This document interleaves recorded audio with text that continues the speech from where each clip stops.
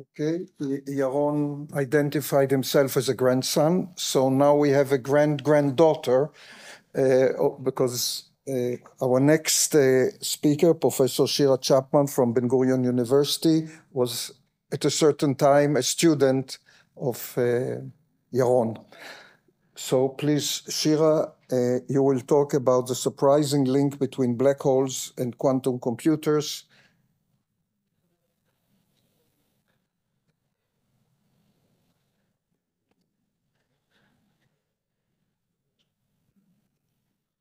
Hi everyone. It's a great pleasure to be here, and I'd like to thank the organizers for giving me this honor.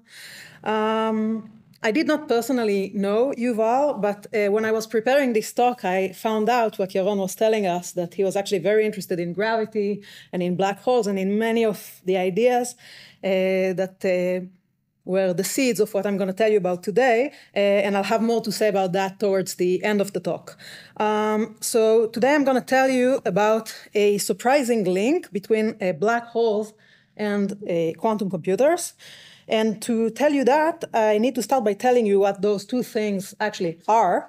So let me start with black holes, and keeping with the flow of our previous talk about turbulence, my story starts with a waterfall. So imagine a river flowing towards a waterfall, and as it approaches the edge, the water speeds up more and more. And now picture someone rowing a rowboat drifting down this river. At some point, they're going to reach a critical threshold, the point of no return, at which the speed of flow of the river will be larger than the speed at which they can row back. And once they cross this point, no matter how hard they try, they won't be able to come back. What do they feel when they cross this point of no return? Well, they don't feel anything special. They're just like drifting a little bit faster than they did the second before. And bad things will start happening once the boat reaches the edge, so the bottom of the waterfall, and crashes to the rocks. And this analogy is quite similar to what happens when discussing black holes. So a black hole is an object that has an extremely strong gravitational pull, which is so intense that matter becomes infinitely concentrated at its center. And this concentration curved space so dramatically that it forms a boundary around the black hole. This boundary is the event horizon. The event horizon marks a point of no return. So once something crosses it, it cannot escape. But just like in the river analogy, nothing special happens to someone crossing the event horizon. They don't feel anything special. They're just drifted a little bit faster. What we're interested in when we talk about event horizon is not the speed at which a person can row, it's the speed of light. Once someone crosses the event horizon, he is not able to send any signal towards the outside, including light. So even light cannot escape the event horizon. But as I said, doesn't feel anything special, and things only go wrong when we approach the center of the black hole, which is also known as the singularity. That's like the rocks in the previous analogy. That's the point where all the mass of the black hole is concentrated. Now, black holes have many puzzling aspects, some of them rather famous. I think the most famous one has to do with information. So if there's a point of no return and objects fall in carrying information, say a book, then once they cross the horizon, that information is inaccessible to the outside world. And that's not at first an obvious problem, because the information is not really lost, it's like behind the horizon. But Hawking told us that black holes evaporate, and in this way, the information truly disappears. Why is that a problem? This is because quantum mechanics, the theory that we use to describe very small things, tells us that information can never be lost. It can be scrambled or very hard to recover, but it's always in principle recoverable. And this is one of several tensions between general relativity, our best theory of gravity, and quantum mechanics, our framework for describing the physics at very small scales. The clash between the two theories becomes even more pronounced at extreme energies, like at the center of black holes or near the Big Bang. at times shortly after the Big Bang. In this case, general relativity predicts singularities, which are points at which the energy density is infinite. Now, we are not used to infinities in physics. They usually mean that our theory is just not okay. And this is, again, a sign that we don't really understand what we're doing, that the theory is breaking down. That's to some extent expected, since at the very center of the black hole, or at very short time near the Big Bang, we are interested in very short distances, and short distances, like I said, are described by quantum mechanics. So at the moment, we do not know how to incorporate quantum mechanics, the theory of small things, and general relativity, our theory of gravity. And the quest for a consistent way of combining these two is often referred to as the quest for a theory of quantum gravity. That's a major challenge in physics today. So how do we even start to look for a theory of quantum gravity? One promising idea is the idea that gravity could be not a fundamental theory, but that it emerges from an underlying theory. So let me say a few words about what emergence meant, and then I'll go into technicalities. So emergence is a concept in physics that describes a collective behavior arising from microscopic constituents. For instance, we know the different states of matter, like solid, liquid, or gas. However, there's nothing solid about an individual water molecule. That's a property that emerges from the collective behavior of many water molecules. Another example is, say, turbulence. Therefore, if there are quantum processes that under certain circumstances give rise to something that looks like gravity, then we could say that gravity is emergent from an underlying theory. And that's what we think might be true. We think that gravity might be indeed emerging from some underlying quantum process. The idea for looking how gravity emerges from an underlying system has many faces, but today I'm going to focus on one specific example, and this example has to do with a specific property of black holes, which is the fact that their volume keeps growing for very long times.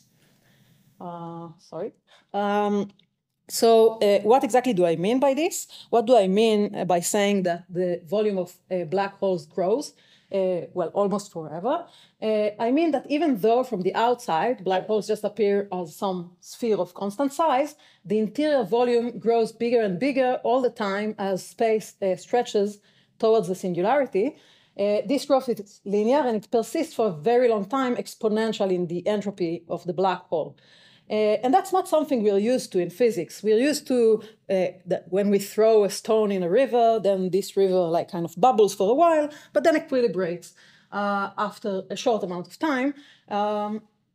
So there's a natural question of if indeed gravity is emergent from some underlying theory, how is this like very long growth of the interior of the black hole encoded in terms of the emergence? What kind of property grows for a very long time? And Susskind told us in 2014 that a good candidate is quantum complexity. So to tell you more about that, let me start with a few words about what quantum complexity really is. Quantum complexity is a quantity that is used to estimate the difficulty of certain tasks performed on quantum computers. Which are devices that use the principles of quantum mechanics, in particular the idea of superposition, to perform computations more efficiently. So what's that idea? So take an electron in an atom. It's not sitting at a single point in space. It exists in a kind of probability cloud. There's a certain chance to find it here or there or in any position in between. Now, electrons are rather complicated. So to simplify, imagine a particle that can be in just one of two locations, either here or there. A real example of such property is spin, a kind of intrinsic angular momentum that particles carry. Along a given direction, the spin can be pointing up or down, or in a superposition of both. Now, mathematically, this is described as follows. So let's denote the first property with a 0 and the second property with a 1. A general state of the spin of an electron would then be a complex coefficient times the first state and another complex coefficient beta, so alpha and beta, times the spin down state, or we can repack them in a vector if we wanted. This complex number encode the probabilities that the electron is pointing up or down, and of course they sum to 1. For more particles, we have many different such complex numbers standing in front of every possible combination of them pointing up and down, and that amount of possibility grows exponentially fast with the number of particles we're considering, and that's really where the strength of quantum computer lies. So the particles in this example are often referred to as quantum bits or qubits, and they are the basic unit of information on a quantum computer. But what do we do with these quantum bits? So how do we act on them? How do we operate on the state? We do this by using what's known as quantum gates. So quantum gates are basic operations that act on such states. So for example, you could look at this matrix over here. This is a Hadamard gate. It's an example of an operation that acts on a single spin. It takes a spin pointing up and brings it to a superposition of an up and down state. Now, if we want to manipulate our qubits in an efficient way, what we really need is a universal set of quantum gates. This is a set from which we can build any state we want by acting with the gates in different orders. So you can see an example of such a set on the right, and surprisingly, it's enough to use gates that act on 1 qubit or 2 qubits. That's enough to build whatever we want for the entire system. They are really the analog of logical operations on a classical computer. Now, putting all these gates together, we can really manipulate our states in terms of a quantum circuit. The idea is the following. So we start with a simple state, say a state in which both spins are pointing, say, down. And then we start applying a sequence of gates, a Hadamard gate, maybe some 2-qubit gate afterwards, another Hadamard gate, and we get to the state that we want. And that's the basic task that a quantum computer does. But then it's very natural to ask the question, is it the most efficient way of building a quantum state? Imagine that I want a specific state. What's the most efficient way of getting there? And that's the definition of quantum complexity. So quantum complexity, is the estimate of how many gates, the minimal number of gates, that we need to build a state we want. So imagine I have this set over here, I don't know, a yellow, green, and a blue gate. I can combine them in all possible ways. I start with a simple state, all spins pointing down. What do I need to do? What's the minimal number of operations that will get me to the state I'm interested in? So what does this have to do with physics at all? That sounds like completely computer sciencey. The point is that the natural evolution of quantum systems in nature really evolved in quite a similar way, only we don't choose the gates, it's nature choosing the gates for us and putting them one after the other. The evolution of quantum states in nature is dictated by the Schrödinger equation, where the way a state changes its time is fixed by the Hamiltonian of the system, H, that's another H, which is a big matrix characterizing the energy spectrum of the theory. So essentially what happens is we start with a given state at time 0, and then nature just chooses a bunch of gates for us, applies them, and we get to a state at time t. And in view of what I just said, it's very natural to ask, does nature implement the most efficient construction? Is nature choosing for us the best way to build a quantum state? So in principle, it doesn't have to be the case. It could be that nature is just, applying a gate and then implying its inverse right away. So there could be cancellations in the construction of quantum circuits, but it turns out that when we talk about chaotic system, there are nearly no cancellation. And so in this case, yes, the way nature chooses is the most efficient way of constructing a quantum state. And indeed, if nature implements the most efficient construction, this means that a state really becomes, with time, more complicated. As time passes, nature implements more and more gates. In fact, a linear growth in the number of gates with time for a very long time. See, that's what we were looking for. So in chaotic systems, the state's complexity evolves linearly with time. Cancellations start at times which are exponential in the number of degrees of freedom. So that's very, very late. I'm not going to focus about that today. But okay, you could say, fine, that's interesting, linear growth. Many things grow linearly with time, like, say, time. But it turns out that complexity, turns out that chaotic systems have other very interesting imprints in terms of their complexity, of their chaotic nature. So quantum chaotic systems are what's known as fast scramblers, in that they spread the effects of localized perturbation over all the degrees of freedom in a time which is logarithmic in the entropy. Therefore, we can ask the question, it's very natural, what's the effect of perturbations on complexity? Can they be characterized in some way? Do they have a specific imprint? And that is usually answered by looking at this guy, the precursor operator, which does the following. It takes a state, evolves it backward in time with an operator that I call U dagger. Then it applies a small perturbation, W, and then it evolves it towards the future with, again, U. And this U is the natural time evolution that nature chooses for us. And so essentially what this operator is telling me is what would happen to the system if it were perturbed at a time t in the past. So the question I'm going to answer now is, how does the complexity of this operator evolve? What is the minimal number of gates that we need to put together to build this operator?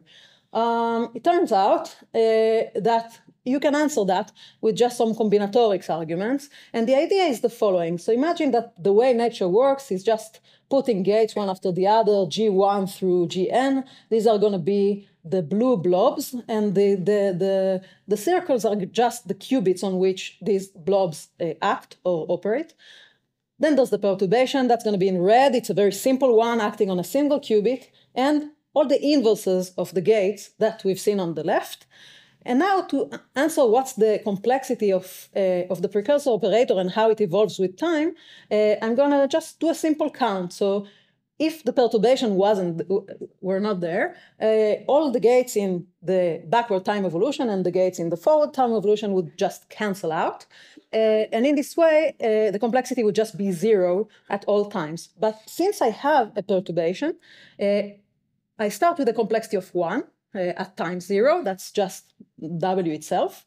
Then at later times, I may need more operators. So in the first time step, that's what the unitary evolution does to the system, essentially implies a gate to the right and the left. Now, if these gates don't commute with the perturbation or are not influenced by the perturbation directly or indirectly, then the complexity will grow. So we'll get the complexity of 3. But perhaps at the next step, the gates will not be influenced by the perturbations or by other qubits that were already influenced by the perturbation. And so the complexity will stay 3. Now it will grow again and not grow and so on. So you kind of see the pattern. And that should be familiar to, well, everyone that went through the COVID times. That's just a pandemic. So what we see is really a type of pandemic behavior. So this can be put in terms of like more precise formulas, but this is really what we expect from the behavior of complexity of this precursor operator. Essentially, we expect some kind of hidden exponential behavior until it takes off. And at the end, once all the system has been infected, the gates just pile up, no cancellations, and we go back to linear increase. So you should remember this plot because we're going to see it in the black holes in just a moment. This has like really an exponential trend, hidden exponential up to time t star, and then this time t star is the scrambling time at which the perturbation has spread across the entire system, and then a linear increase. Sometimes this transient time, or essentially the delay in the linear growth of complexity, the fact that it only starts growing linearly at t star, is called the switchback effect. Okay, so I told you that black holes grow almost forever, but what is it exactly that I mean? The way that we understand black holes, now I'm in position of telling you, the way that we understand black holes is that we draw Penrose diagrams.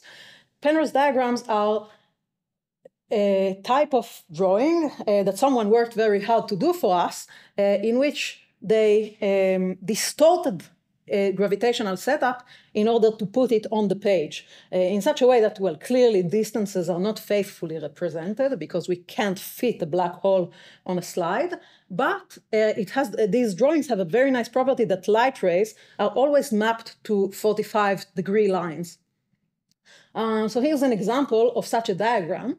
That's a diagram depicting an ADS black hole. It's not just your everyday black hole. It's a black hole which, in a sense, is put inside a box. That makes things easier. I'll have a comment about that later on. The black line on the left is the boundary, so the boundary of the box very far away, where time for an observer near the boundary just goes up along the black line. The horizon are the dashed line, the dashed gray lines, and the singularity is the red line, red arc. And this diagram can help me answer questions without doing any calculation. So one obvious question it can help me answer is the following. So imagine I have an astronaut that just crossed the horizon, and that astronaut is just trying to communicate with the exterior. Is he able to do that? Can he send a light ray out? And the answer is very obvious from the picture. Light rays go in 45 degrees. And therefore, once I cross the horizon, these light rays will always hit the singularity. They will never go out to the boundary. So that's one of the nice things about these diagrams. Now, another thing that is not faithfully represented in addition to distances is the dimensionality. Of course, a black hole is not two-dimensional, so, well, usually.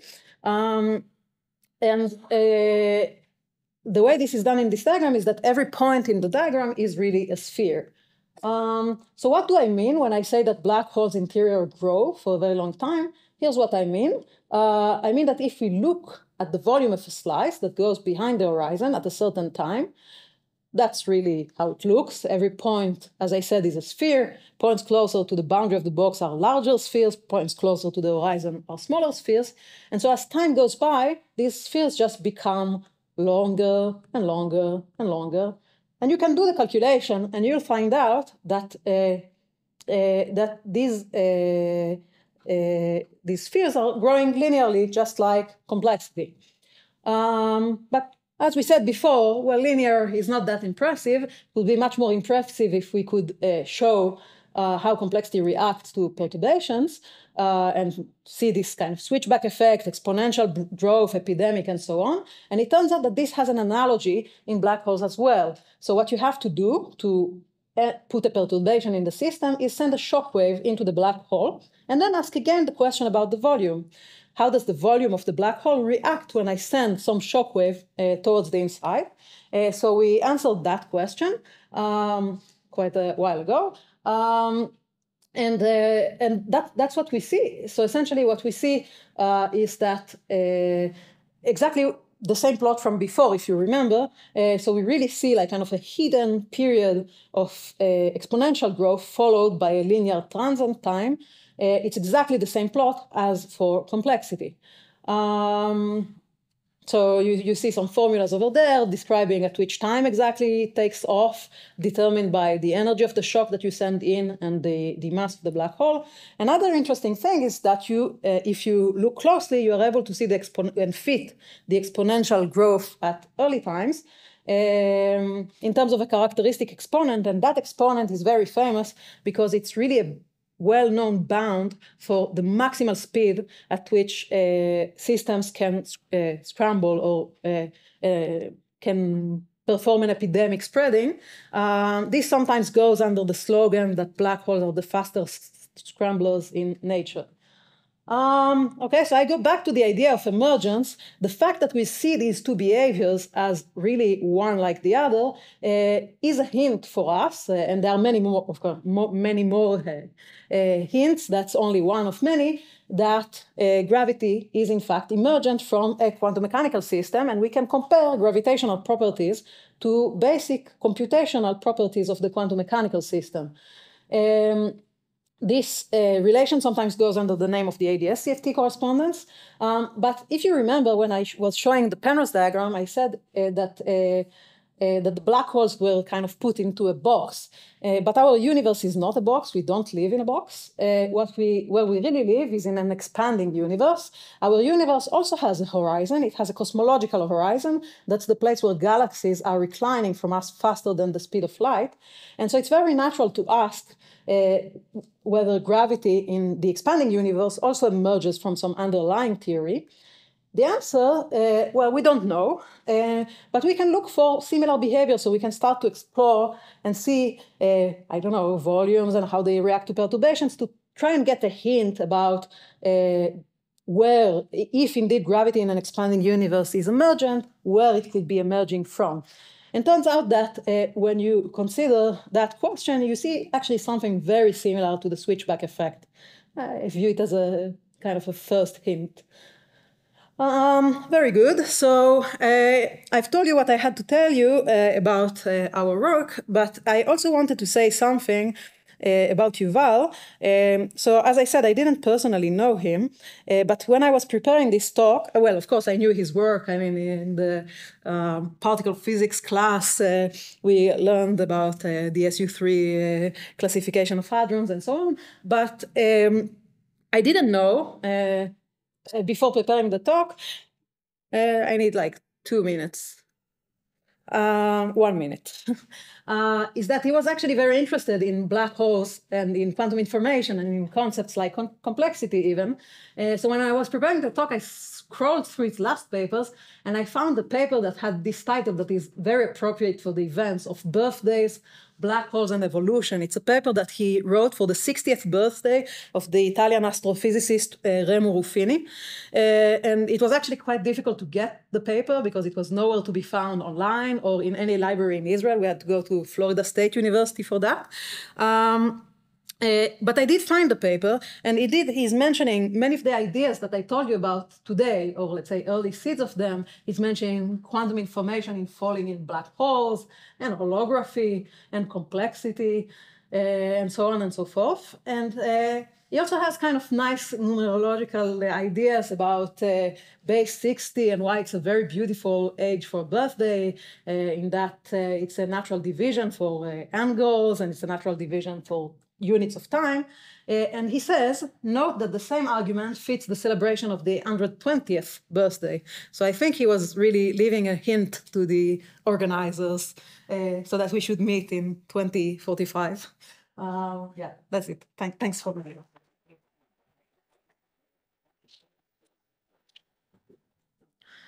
Okay. Is there a question to share? Please, Yaron. Can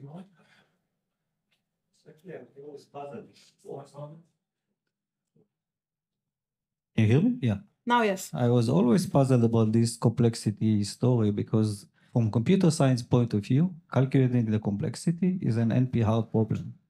Calculating integral is trivial. How can these two things be the same? Yeah, that's an excellent question. And the answer is that there are different notions of complexity. One is the circuit complexity I was talking about today, but there are other notions that behave in a similar way and that have similar behaviors. One of them is this Krylov complexity. And that one is not as hard to calculate. And I think we have hints in very recent in maybe the past year or 2 years or so, that these two things might really be the precise relation, the exact match for the volume behind the horizon of the black hole. Thank you.